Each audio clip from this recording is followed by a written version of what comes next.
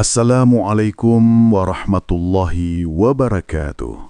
Selamat datang kembali di channel Lentera Hati, tempat kita berbagi ilmu Islam yang sederhana, dekat dengan kehidupan sehari-hari, dan semoga menenangkan hati.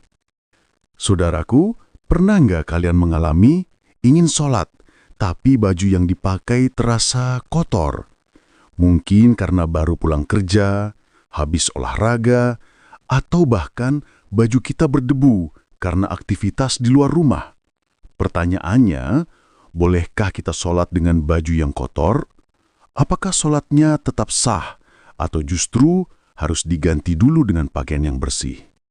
Hari ini kita akan bahas hal ini dengan ringan, agar kita bisa lebih paham syarat sah sholat dan tidak salah langkah dalam ibadah.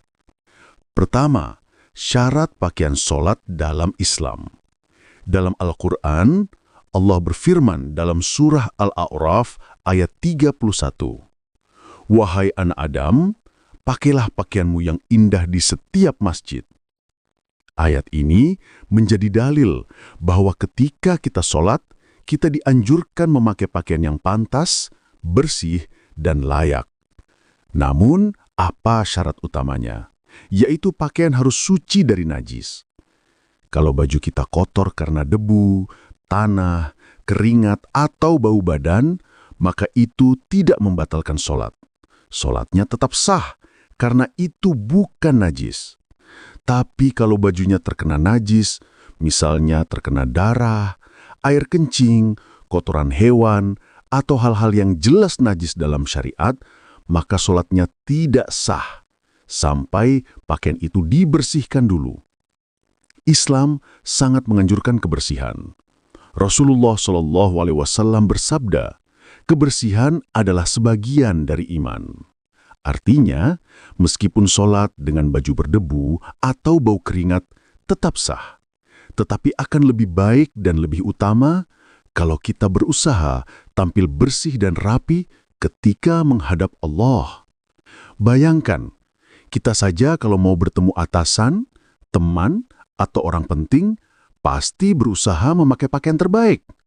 Apalagi kalau kita sedang berdiri di hadapan Allah, Rabbul Alamin.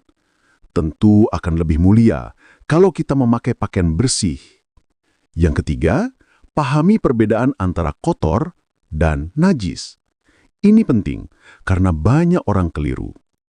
Kotor seperti berdebu, basah oleh keringat, atau ada noda makanan, itu tidak otomatis najis. Sholat tetap sah.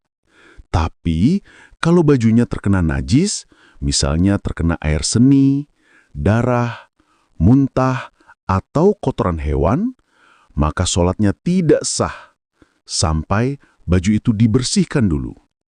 Jadi, jangan khawatir kalau bajumu kotor karena aktivitas sehari-hari. Selama tidak terkena najis, sholat tetap boleh dilakukan. Yang keempat, tips menjaga kebersihan untuk sholat. Usahakan punya pakaian khusus untuk sholat, terutama di rumah. Kalau habis kerja dan bajunya kotor atau berbau, sebaiknya ganti dengan pakaian bersih agar lebih nyaman. Kalau tidak sempat ganti, pastikan pakaian tidak terkena najis, maka sholat tetap sah.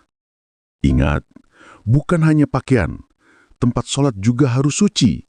Jadi, pastikan sajadah atau lantai tempat sujud tidak terkena najis. Saudaraku, intinya, sholat dengan baju kotor karena debu, keringat, atau aktivitas harian tetap sah. Tapi, sholat dengan baju terkena najis tidak sah, sampai bajunya dibersihkan. Dan meskipun sah, akan jauh lebih baik kalau kita sholat dengan pakaian bersih, wangi, dan rapi. Karena itu adalah bentuk penghormatan kita ketika menghadap Allah.